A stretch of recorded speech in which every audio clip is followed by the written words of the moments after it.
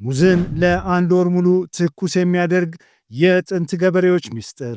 99% የሚሆኑ ሰዎች ሙዝ የሚያስቀምጡት በተሳሳተ መንገድ ነው። ስለዚህ በፍጥነት ወደ ጥቁርነት መቀየሩ ምንም አያስደንቅም። እናንተም እንደኔ ነበራችሁ። ሙዝ ለረጅም ጊዜ እንደማይቆይ አስብ ነበር። ነገር ግን የሙዝ ፍሬን በቤት ውስጥ የማቆየትን መንገድ ሙሉ በሙሉ የቀየረውን የእነዚህን የጥንት ገበሬዎች ዘዴ እስከማቅ ድረስ ነበር።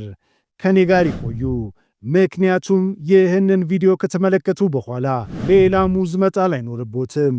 ገንዘብ ይቆጥቡ፣ ቆሻሻ ይቀንሱ፣ እናም ሁልጊዜም ቢጫ፣ ጠንካራና ፍጹም ጣፋጭ ሙዝ በቤቶ ይኑሮት። ሙዝን በኮምጣጤ ይጠቡ። ሙዝ ወደ ቤት ከመጣ በኋላ በጠረጴዛው ላይ ወይም በማቀዝቀዣ ውስጥ ማስቀመጡን ተዉ። ሙዝ ለስላሳ ፍሬ ነው፣ እናም ቆዳቸው በአግባቡ ካልጸዳ በፍጥነት ሊጠቁሩ ይችላሉ።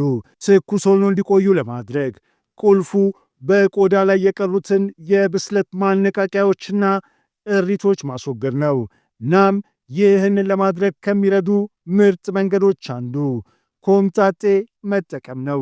ጎድጓዳ ሳህን በንጹህ ውሃ በመሙላትና 2 የሾርባ ማንኪያ ነጭ ኮምጣጤ በመጨመር ይጀምሩ። በደንብ እንዲደባለቅ በቀስታ ይቀላቅሉት። ከዛም ሙዙን በሳህን ውስጥ ያስቀምጡትና እጆቹን በመጠቀም ልጣጮቹን ለ1 ወይም ለ2 ደቂቃዎች በቀስታ ይቀቡ። የኮምጣጤው መለስተኛ አሲድነት ኬሚካሎችን፣ ጸረ ተባይ መድኃኒቶችንና ብዙውን ጊዜ ከሙዝ ቆዳ ላይ የሚጣበቁ ጭማቂዎችን ለማሟሟት ይረዳል። እንዲሁም ተፈጥሯዊ ጸረ ባክቴሪያ ባህሪያት አሉት። ለማጽዳትና የማብሰል ሂደቱን ለማዘግየት ይረዳል። በኮምጣጤ ከታጠቡ በኋላ ሙዞቹን በንጹህ ውሃ በደንብ ይጠቡ።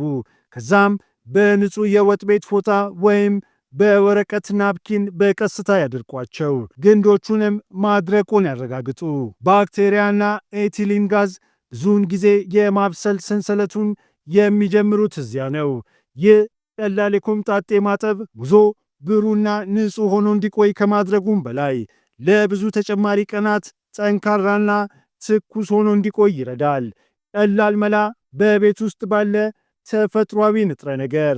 የሚቀጥለው እርምጃ ከጸዳ በኋላ የሙዝ ግንዶቹን በእርጥብ ጨርቅ መጠቅለል ሁሉንም ለውጥ ያመጣል።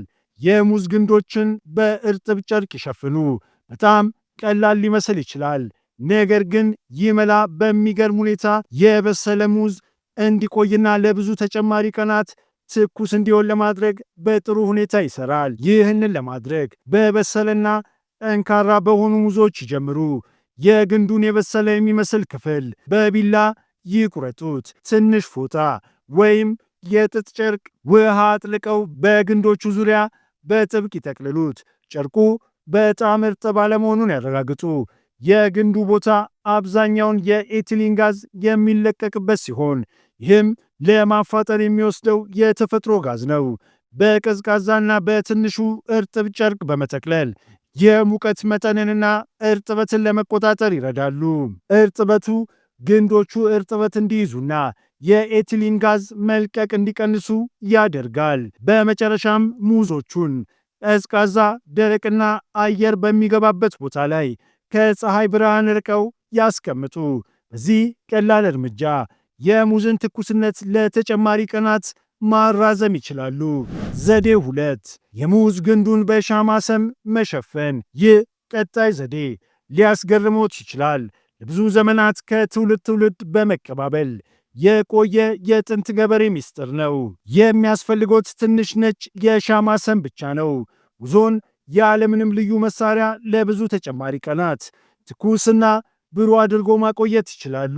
ከሙዙ ግንድ ላይ በትንሹ ቆርጦ በማውጣት ትኩስ የሻማ ሰሙን በተቆረጠው የሙዝ ግንዶ ላይ በጥንቃቄ ያንጠባጥቡ። ክፍቱ ቦታ ሙሉ በሙሉ መሸፈኑን ያረጋግጡ። ከቀዘቀዘ በኋላ ሰሙ አየርና እርጥበት የሚዘጋ ጥብቅ ማህተብ ይፈጥራል። ጉዞ ከወትሮ ከ3 እስከ 5 ተጨማሪ ቀናት ቢጫ፣ ጠንካራና ጣፋጭ መዓዛ እንዲኖረው ይረዳል።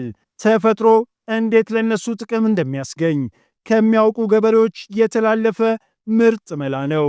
እናም አሁንም ድረስ ይህ መላ ይሰራል። አንዳንድ ጊዜ በጣም ቀላል ሐሳቦች በእርግጥ ለረጅም ጊዜ የሚቆዩ መፍትሄዎች ናቸው። ዘዴ 3 ሙዞችን በጋዜጣ ያስቀምጡ።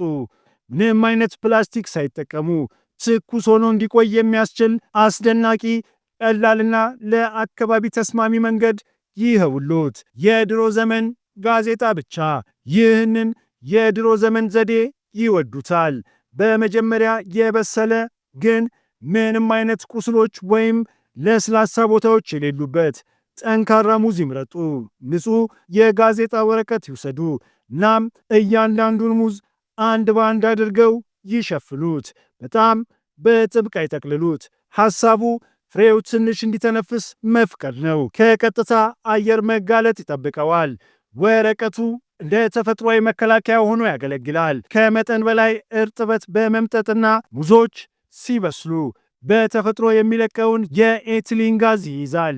ይህንን ጋዝ በመቆጣጠር የማብሰያ ሂደቱን ያቀዘቅዛሉ። እናም ሙዞቹ ረዘም ላለ ጊዜ በትኩስ ያቆዩታል። ቀጥሎ የታሸገውን ሙዞች አየር በሚያስገባ ቅርጫት ወይም ጥልቀት በሌለው ትሪ ውስጥ ያስቀምጡ። ክብደቱ ቁስልና ጥቁር ነጠብጣቦች ሊያስከትል ስለሚችል ከመደራረብ ይቆጠቡ። ቅርጫቱን ከፀሐይ ብርሃን ወይም ከሙቀት ምንጮች ርቆ ቀዝቃዛና ደረቅ ቦታ ያስቀምጡት። በዚህ ቀላል ዘዴ ሙዞ ጥቁር ወይም ሻካራ ሳይሆን ከ7 እስከ 10 ቀናት ብሩህ ቢጫ ጠንካራና ትኩስ ሆኖ ይቆያል። አንዳንድ ጊዜ የድሮ መንገድ አሁንም በጣም ብልህ መሆኑን የሚያረጋግጥ ዝቅተኛ ዋጋ ያለው ምንም ቆሻሻ የሌለው መፍትሄ ነው። አራተኛ ሙሉ የበሰለ ሙዝ በጨው ውሃ ውስጥ ማቆየት። በዚህ ቀላል የጨው ውሃ መከላከያ ዘዴ ለወራት ትኩስ ሆኖ ማቆየት ይችላሉ። የበሰለ ነገር ግን በጣም ለስላሳ ያልሆኑ ሙዞች በመምረጥ ይጀምሩ። ሙዙን ቀጥ ብሎ በንጹህ የመስታወት ማሰሮ ውስጥ ያዘጋጁት። አንድ የሾርባ ማንኪያ ጨው ወደ ማሰሮ ውስጥ ይጨምሩ። ከዛም በጨው የፈላ ውሃ ይጨምሩ። ሙዞቹን ሙሉ በሙሉ ሲሸፈኑ ክዳኑን በጥብቅ ከመዝጋቶ በፊት ማንኛውንም የተጣበቁ የአየር አረፋዎችን ለማላቀቅ ንጹህ ማንኪያ በመጠቀም ወደ ታች ይጫኑ።